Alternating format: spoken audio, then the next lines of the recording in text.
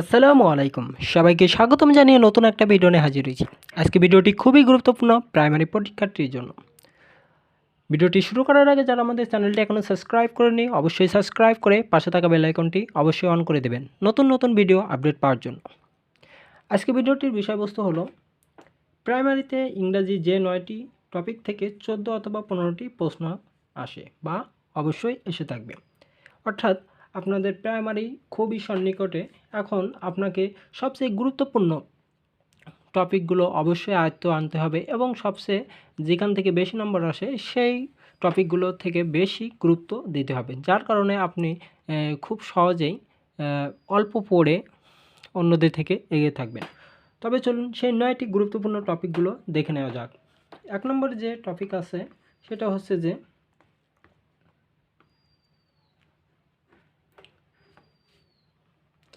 Synonym. অর্থাৎ synonym থেকে আপনি এখান থেকে 1 অথবা 2টি নম্বর অবশ্যই ক্যারি করতে পারবেন, যেটা আপনি অবশ্যই অন্যদের থেকে এগিয়ে রাখবে। 2 নম্বর যেটা আছে সেটা হচ্ছে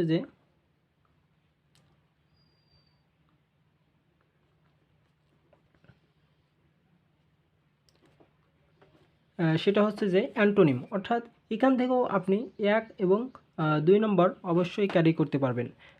ভিডিওর শেষ দিকে আমি বলে দিব যে কোথা থেকে পড়বেন এবং কিভাবে পড়বেন। অবশ্যই ভিডিওটি শেষ পর্যন্ত দেখবেন। 3 নম্বর যে পয়েন্টটা আছে সেটা হচ্ছে যে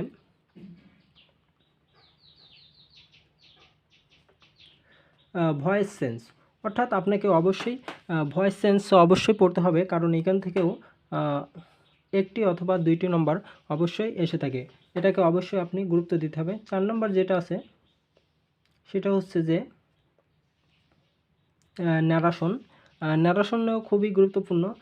সর্বনিম্ন 1টা এবং সর্বোচ্চ 2টি এখান থেকে কোশ্চেন এসে থাকে।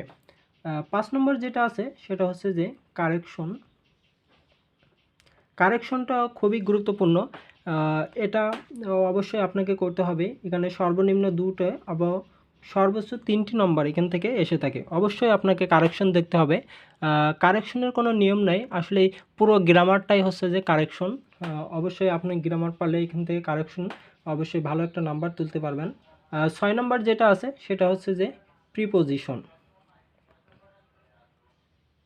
অর্থাৎ প্রিপোজিশন থেকেও এখানে সর্বোচ্চ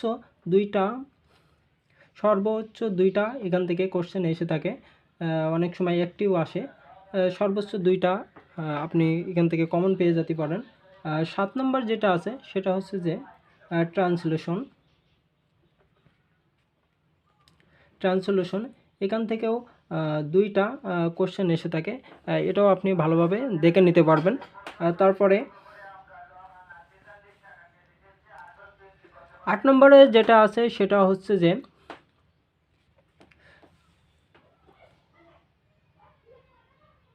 ট্রান্সফরমেশন অফ সেন্টেন্স।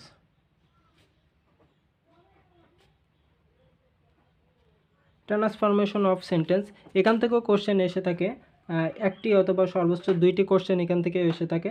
এবং 9 নম্বর যেটা আছে সেটা অবশ্যই আপনি দেখে রাখতে পারবেন। সেটা হচ্ছে যে রাইট ফর্ম অফ ভার্ব।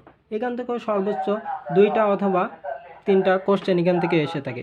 এখন আমরা যদি হিসাব করি 1টা 2টা 3 4 5 6 7 8 9 10 11 12 13। এখন সর্বোচ্চ 13 14 বা 15 সর্বোচ্চ যদি আমরা ধরি, সেক্ষেত্রে 14 থেকে 15টা হয়ে যায়। অবশ্যই এই টপিকগুলো আপনি কোথা থেকে পড়বেন সেই বিষয়ে অবশ্যই ধারণা নিতে হবে। কোথা থেকে পড়বেন।